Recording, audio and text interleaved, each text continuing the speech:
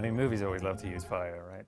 It's going to be very spectacular, but obviously this would be very rarely used, especially when you're defending your own village. You're not going to set it on fire.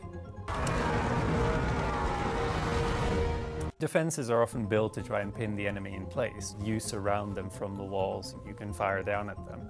Now this town obviously has no defenses at all, which makes it more difficult. Blockading the enemy, pinning them in place, that's when they're at your mercy. They did sort of portray that pretty well.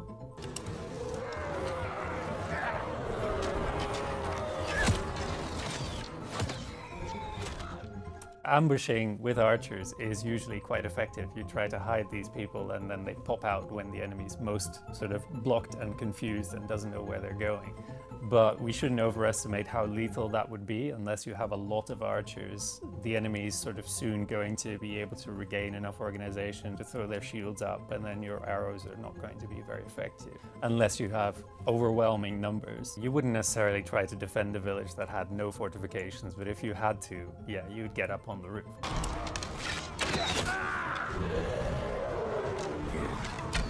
The idea that the orcs can actually fire back at them and kill some of them, that's very unrealistic because the villagers are going to be completely in the dark. The light is down there where the fire is. As far as the orcs can tell, the arrows are coming from the night. You do some of these things like funneling the enemy, trying to block their way, trying to hit them when they're confused or when they're distracted. We give this maybe a 4 out of 10.